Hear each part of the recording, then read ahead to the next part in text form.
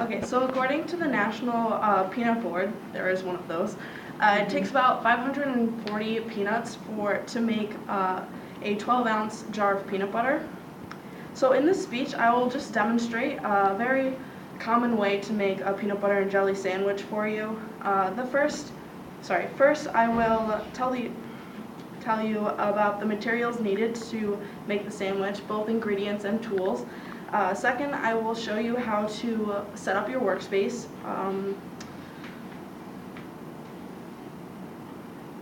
Optimizing the room and cleanliness, and lastly I will show you how to make the sandwich. So I'm credible to give this speech because of my first-hand experience over the years making a lot of PB&J sandwiches, and also the extensive research that I've done on this topic. I will now go over the materials required to make the PB&J sandwich, including the tools. So you're going to need bread. Typically for one sandwich, just 2 pieces. It doesn't matter what bread that you choose. It's really up to you. I got whole wheat. Peanut butter, again, your preference, doesn't matter. And jelly source or jam, again, your preference. So according to Instructables.com, the ingredients needed, like I just said, bread, jam, or jelly, and peanut butter. And then the tools needed, it's going to be a plate, unless you're uncivilized most of the time like me, a knife, a napkin for your hands just in case it gets a little bit messy, and I did the Clorox wipe to make sure that the area was sanitized before I made it. Now that I have discussed what you need to make the sandwich, I will discuss how to set up your work area for optimum room and cleanliness. So typically I like to make a nice circle around, just making sure everything's like right in front of me, like so. So clear a large area in front of you, approximately 2 sheets of paper. An 8 by 11 will do just fine. So there's 1, 2, maybe 3. 3 should do. Once the area has been cleared, make sure that you sanitize. I already did that step, and I did it with my dominant hand, moving from a side-to-side motion, making sure that I cleared all the area. So according to eHow, the YouTube channel, the best way to set up the work area for the sandwich making, you must first place a plate in the center, and again, place everything kind of just around it, make sure that it's in front of you, that you have it, that you don't have to like walk back and forth in the kitchen.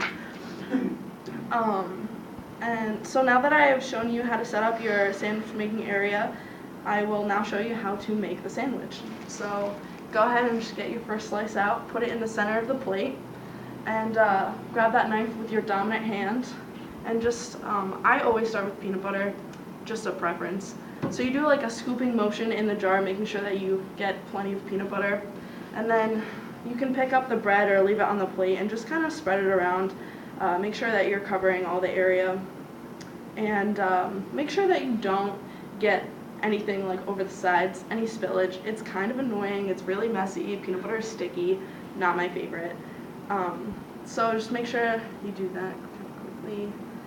Alright, and then once you cover this piece of bread with the peanut butter, you're going to go ahead and switch over to, you're going to grab your other slice of bread and just kind of repeat with the jelly.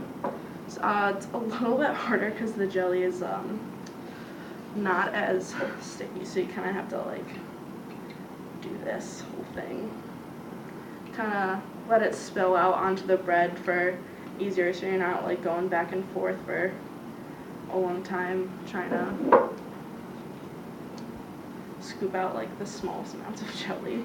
So just spread that over like so. Again, making sure that you don't spill it on any over the sides so that it's not messy. Alright.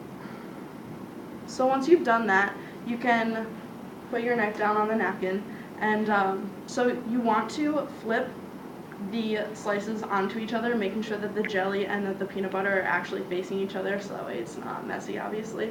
So you're just gonna go over and flip. I always mask the sides up, straight edge with the like rounded edge, just a preference. Now that I have shown you how to make the sandwich, in conclusion, No.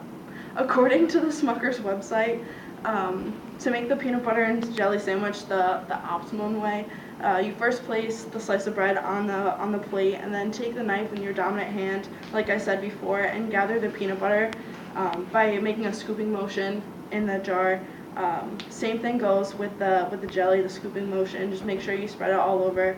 And then once you've placed the breads together, you're all set to eat your sandwich. So in conclusion, the purpose of this speech was to demonstrate to all of you how to make a peanut butter and jelly sandwich.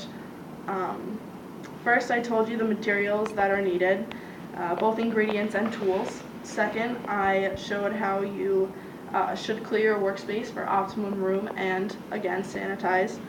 And lastly, I showed you how to make the sandwich. Now you're ready to eat and enjoy. Thank you.